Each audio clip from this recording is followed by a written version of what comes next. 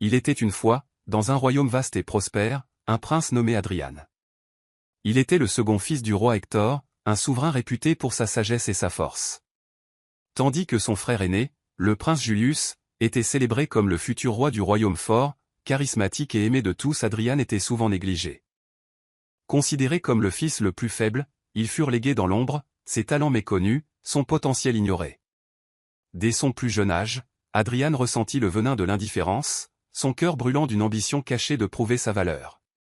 Il aspirait au pouvoir et au respect que son père et son frère commandaient, mais il manquait d'occasion de démontrer ses capacités. Le désir de reconnaissance le rongeait, se transformant en un ressentiment latent contre sa famille. Il y avait cependant une personne qui ne négligeait pas Hadrian, Dame Séraphina.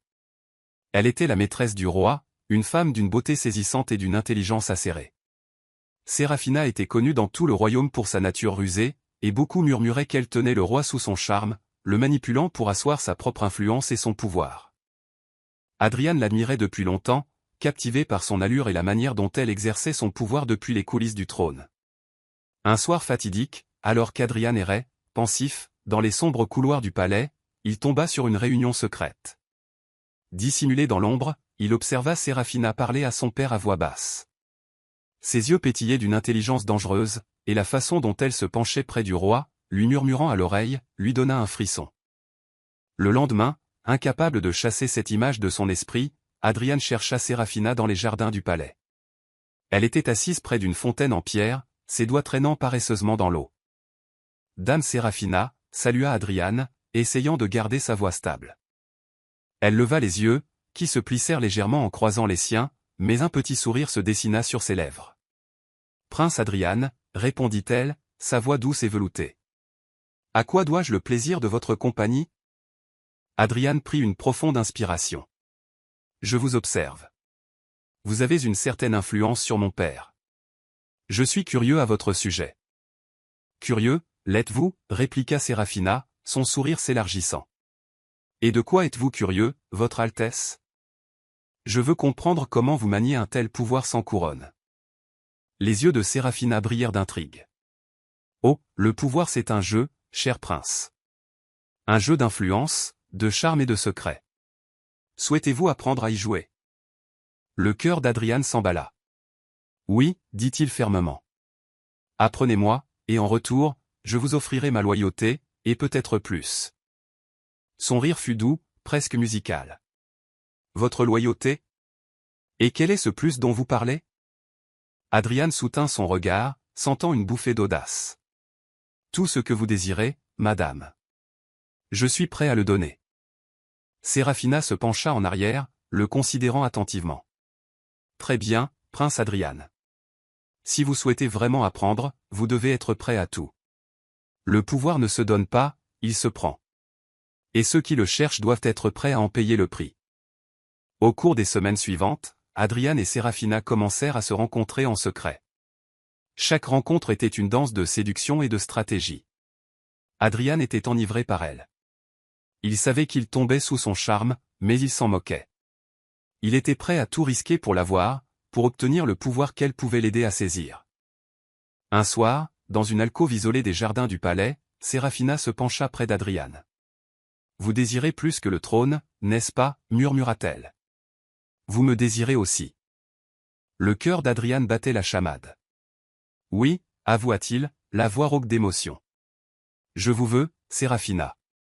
Je vous veux à mes côtés, comme ma reine. » Séraphina recula légèrement. « Votre reine ? Mais qu'en est-il de votre père ?» L'expression d'Hadrian se durcit. « Il est vieux, faible. Ensemble, nous pourrions gouverner. » Séraphina sourit, une lueur dangereuse dans les yeux. « Et que feriez-vous pour que cela se produise, mon prince ?» N'importe quoi, répondit Hadrian sans hésitation. Un silence s'installa entre eux. Finalement, Séraphina parla, sa voix basse et conspiratrice. « Il y a un moyen, Hadrian. Mais il faudra de la ruse, et la volonté de vous salir les mains. » Hadrian sentit une montée d'adrénaline.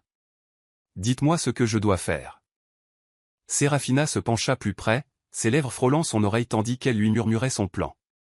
C'était audacieux, imprudent et plein de danger. Mais Adriane savait que c'était sa seule chance.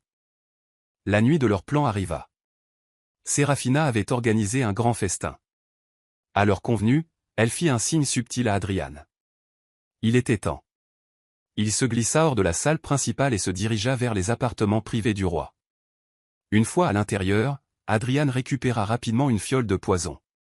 Il le versa dans une coupe de vin, ses mains fermes, son esprit concentré. Alors qu'il attendait dans l'ombre, la porte s'entr'ouvrit. Le roi Hector entra, l'air fatigué. Il se dirigea vers la table, saisissant la coupe. Adriane retint son souffle. Mais juste au moment où le roi portait la coupe à ses lèvres, une voix retentit depuis l'embrasure de la porte. « Père. Attendez. » Le sang d'Adriane se glaça. C'était Julius, son frère aîné. Les yeux de Julius étaient écarquillés d'alarme alors qu'il se précipitait dans la pièce, faisant tomber la coupe des mains du roi Hector. Le vin se répandit sur le sol. « Julius, que signifie ceci ?» demanda le roi Hector. « Père, vous ne devez pas boire. Quelqu'un essaie de vous empoisonner. » Comment Julius savait-il? Adriane jeta un regard à Séraphina, qui avait suivi Julius.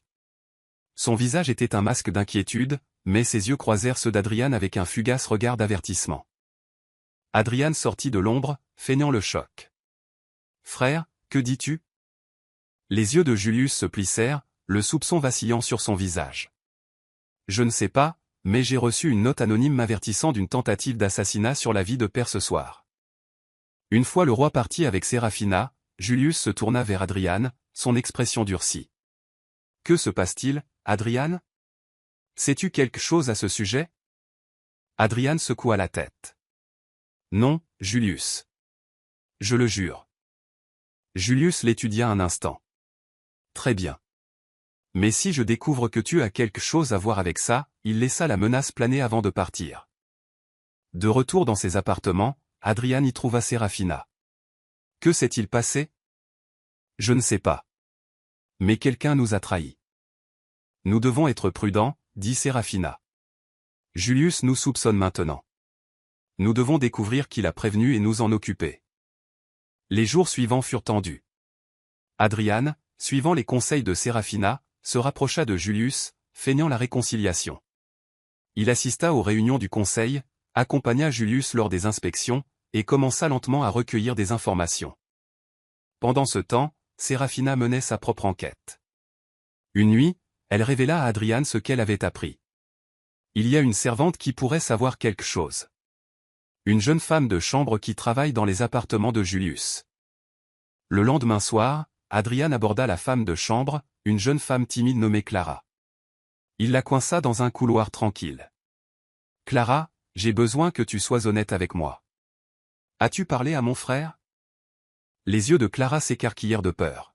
« Je ne sais pas de quoi vous parlez, Votre Altesse. » Adriane s'approcha. « Ne me mens pas, Clara. Que as-tu entendu ?» La voix de Clara tremblait. « J'ai entendu Dame Séraphina parler à quelqu'un d'un plan pour empoisonner le roi. Je ne savais pas quoi faire. J'avais peur. J'ai pensé que si je le disais au prince Julius, il me protégerait. » Les yeux d'Adriane brillèrent de fureur. « Idiote. Tu as tout gâché. » Clara tomba à genoux, en sanglotant. « S'il vous plaît, Votre Altesse, pardonnez-moi. » Adriane la regarda, l'esprit en ébullition. Il ne pouvait pas la laisser vivre maintenant qu'elle en savait trop. Il sortit une dague de sa ceinture, son cœur battant à tout rompre. « Je suis désolé, Clara. Mais tu ne m'as pas laissé le choix. » Avant qu'elle ne puisse crier, il plongea la dague dans son cœur, la réduisant au silence pour toujours. Avec la mort de Clara, la situation restait périlleuse. La santé du roi Hector déclinait, et Julius devenait de plus en plus méfiant. « Nous ne pouvons plus attendre, » pressa Séraphina. « Nous devons agir avant Julius. Nous finirons ce soir. » Ils formulèrent leur plan final, tuer le roi Hector dans son sommeil et faire accuser Julius du meurtre. Séraphina s'assurerait d'être vue avec Julius au moment de la mort du roi, fournissant ainsi un alibi à Adriane.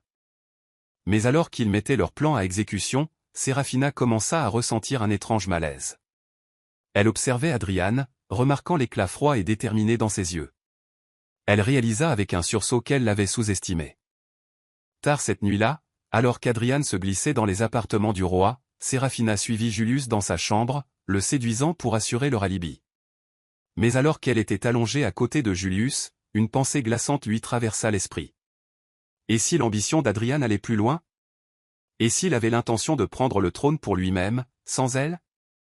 Alors que Julius dormait, Séraphina se glissa hors du lit et se précipita vers les appartements du roi Hector. Elle arriva juste à temps pour voir Adriane debout au-dessus du corps sans vie de son père, une dague ensanglantée à la main. « Adriane, murmura-t-elle.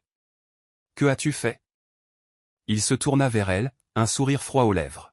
« Ce que nous avions prévu, mon amour. Le roi est mort, et bientôt, le trône sera à nous. » Mais Séraphina vit quelque chose dans ses yeux qui la glaça jusqu'aux os. « Et Julius » demanda-t-elle. Le sourire d'Adriane s'élargit. « Bien sûr. Il est le dernier obstacle sur notre chemin. » Séraphina réalisa alors qu'Adriane ne reculerait devant rien. Il tuerait quiconque se mettrait en travers de son chemin, y compris elle. Elle devait agir vite. Elle s'approcha d'Adriane, les yeux remplis d'un mélange de peur et de séduction. « Alors faisons-le ensemble, mon prince. » Adriane hocha la tête, les yeux sombres d'ambition. « Oui, mon amour. Ensemble. » Mais alors qu'il se tournait pour partir, Séraphina sortit une dague cachée de sa manche. D'un mouvement rapide et fluide, elle la lui planta dans le dos. Il haleta, les yeux écarquillés de choc et de trahison. « Séraphina, pourquoi ?» Elle se pencha près de lui, sa voix un murmure à son oreille. « Parce que je ne partagerai mon pouvoir avec personne. Pas même avec toi. » Adriane s'effondra sur le sol, sa vie s'échappant, ses rêves de pouvoir s'évanouissant dans les ténèbres. Séraphina se tenait au-dessus de lui, le cœur battant d'un mélange de peur et de triomphe. Elle avait bien joué, mais cela lui avait tout coûté. La porte s'entr'ouvrit et Julius entra, le visage pâle d'horreur. Il vit le corps de son père, puis celui d'Adriane, et enfin, Séraphina, le sang sur les mains. « Séraphina, qu'as-tu fait » murmura Julius. Séraphina se tourna vers lui, son expression froide et inflexible, la dague ensanglantée toujours serrée dans sa main. « Ce qui devait être fait, Julius. Pour le bien du royaume. Tu nous as tous trahis, dit-il, la voix brisée. Pourquoi ? Le regard de Séraphina ne vacilla pas, parce que ton père était faible, et Adriane était imprudent. Il n'était pas apte à régner. Mais moi, je le suis, Julius. Tu es folle, cracha-t-il. Tu crois que tu peux simplement prendre le trône ? Séraphina fit un pas en avant, les yeux plissés. Ils l'accepteront, si tu n'es pas là pour leur dire la vérité. Les yeux de Julius s'écarquillèrent de peur. Il tenta de reculer, mais Séraphina fut plus rapide. Elle se jeta en avant, plongeant la dague dans sa poitrine. Il haleta, s'effondrant sur le sol. Séraphina regarda la vie s'échapper de ses yeux, son expression impénétrable. Elle avait franchi une ligne de non-retour, mais ne ressentait aucun remords. Alors que Julius rendait son dernier souffle, Séraphina se redressa. Elle était seule maintenant, mais elle était aussi libre. La nouvelle de la mort tragique du roi Hector et de ses fils se répandit rapidement. Le peuple fut choqué, mais il fut aussi soulagé d'avoir un chef fort pour le guider. L'efficacité impitoyable de Séraphina lui valut rapidement une réputation de souveraine redoutable. Elle était respectée, voire crainte, mais elle commandait la loyauté, et c'était suffisant. Dans l'intimité de ses appartements, Séraphina s'autorisa un instant de réflexion. Elle fixa son reflet dans le miroir, son visage calme, mais ses yeux contenaient une obscurité qui n'existait pas auparavant. Elle avait gagné, mais à un coût qu'elle n'avait pas entièrement anticipé. Car à la fin, elle était vraiment seule, une souveraine sans alliés, une reine sans amour, une femme qui avait payé le prix ultime pour le pouvoir.